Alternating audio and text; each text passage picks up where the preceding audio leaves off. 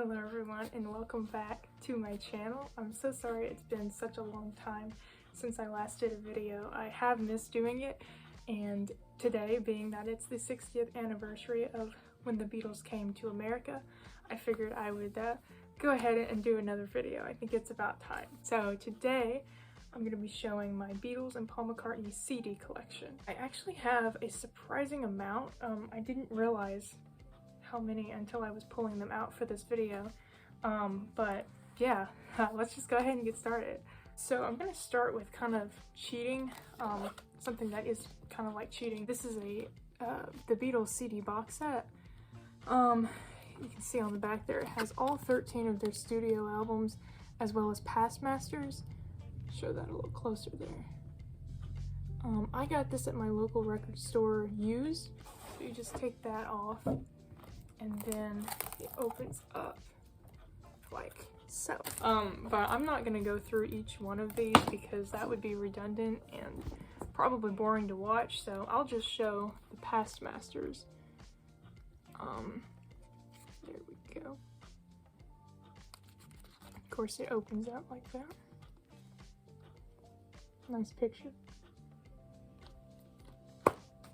Alright, so kind of getting away from like the studio albums, because again, I don't want to bore you. Like, we all know what the studio albums look like. I'm just going to jump into more of the compilation slash re-releases by the Beatles. So first here I have the Revolver, the 2 CD edition that came out. Was it last year?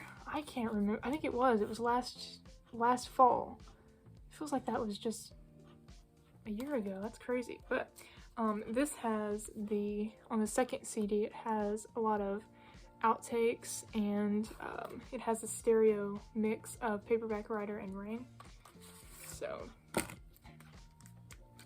there's the discs, and here is the book.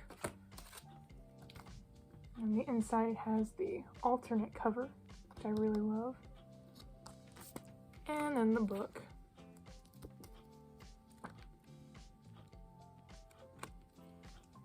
And I also have the Let It Be re-release. I can't remember when this came out either. 2021.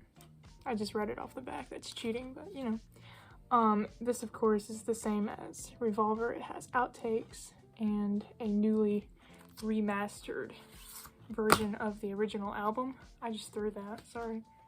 But there's the disc, or the case, and the booklet.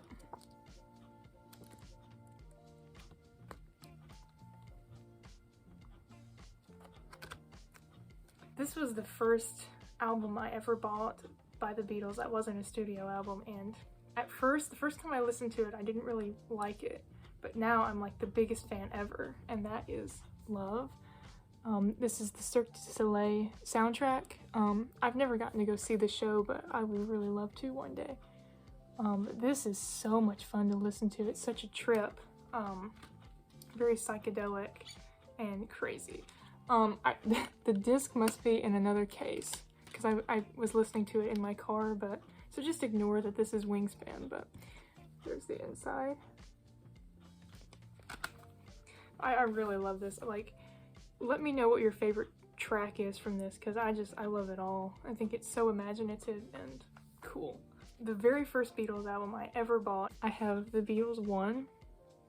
This is the album that got me into the Beatles and like probably changed my life musically. I don't know that I would have pursued music like I am now in college if it hadn't been for this album, because I wouldn't have known about the Beatles, and they were definitely an inspiration to me. Here's the book. I looked, ooh, it's all crinkly. I looked through this book so many times when I was first becoming a fan because I didn't know what they looked like. I would just look through the album covers and go, oh, that must be Ringo, that must be Paul. Like, it's so many fond memories with this album. Next I have the Beatles live at the BBC. I don't remember or know a whole lot about this album, honestly, other than the fact that it has a whole lot of tracks. So other people probably know more than me. But yeah. Some cute pictures. Oh, that's cute. I love that. That's so cute. There's that one. So now I have Anthology 1. Let's see here. I've never watched the Anthology documentary either, and a lot of people have recommended it to me in the comments, so one of these days I'll get around to listening to it, or watching it rather. But I just haven't done that yet. Then the second one, which I think I bought the second one first, if I'm not mistaken. So many great tracks and outtakes. I know I listened to the Beatles outtakes and bloopers on YouTube, and a lot of the bloopers that are on there are from these two albums. So it's a lot of fun to hear them make mistakes and have fun with making mistakes. Honestly, it's so hilarious. Alright, and that actually does it for all my Beatles albums. I guess we're gonna move on to solo Beatles works, which in my case basically is Paul McCartney. So, but I do have one John Lennon CD. This is a compilation album. Some really good tracks on there. Beautiful Boy is definitely my favorite though.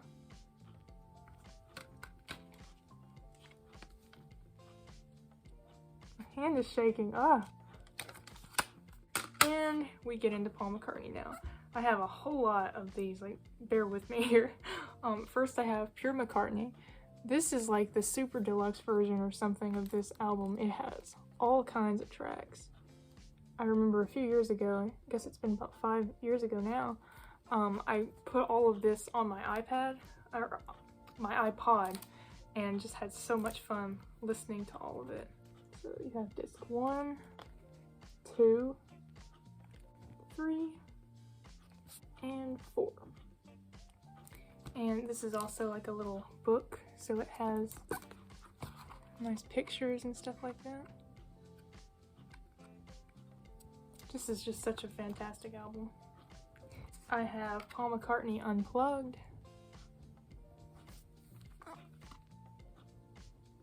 Good Evening, New York City. And this is also a DVD of the concert, so you have the audio version and the DVD itself. This was a lot of fun to watch, especially before I had a chance to see Paul live. It gave me a good idea of what to expect. I have McCartney 3 Imagined, which I know a lot of people didn't really like, but I thought it was pretty cool. Some of the tracks I'm like, but most of them I think are pretty cool. I have Memory Almost Full, and this is another deluxe version. This is a really good album as well.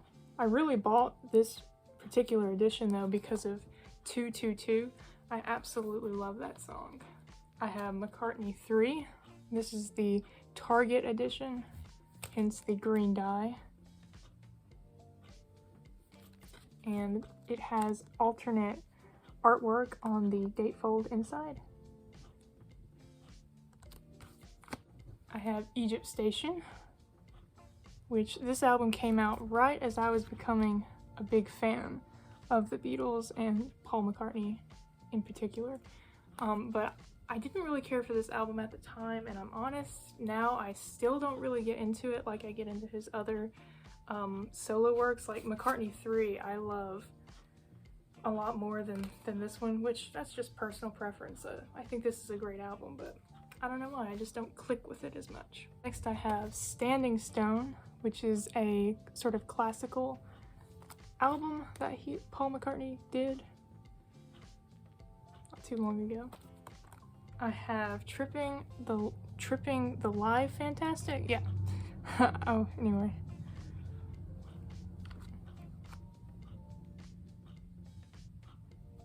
One of my absolute favorites, Working Classical. This is an album of his popular songs set to the style of classical, and a few of these were actually written for like classical music in mind. So he did write things like A Leaf, Haymakers, Midwives, Spiral. Like those are some songs that he composed for this album, but most of them are like his his classic songs set to the style of classical. So like my favorite has to be Calico Skies. It's just beautiful. But then Tuesday is actually a really good one as well. That was actually composed. It's just an instrumental. Like it was composed to be an instrumental. So I really love that one. I love the whole thing though. So if you have this album, let me know what your favorite track is because they're all so great. And I have Flaming Pie.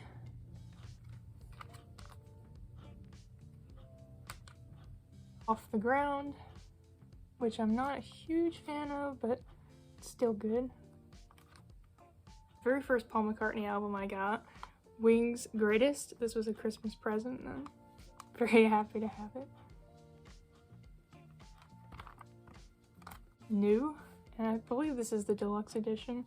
I bought this particular version specifically for Get Me Out of Here as a bonus track. I am obsessed with that song. All the Best. It's all busted up, unfortunately. I bought it used, as I did for most of these. One of my all-time favorite Paul McCartney albums, Chaos and Creation in the Backyard. I did not buy it from Vinyl Fever, I bought it used, so, but I couldn't get the sticker off, unfortunately.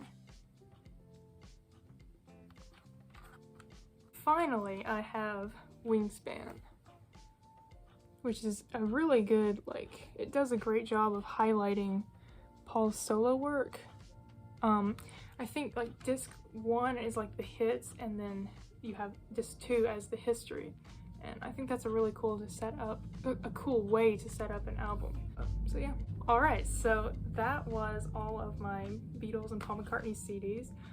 Please let me know in the comments what CDs you have that are, you know, sort of outside the usual studio albums and stuff like that.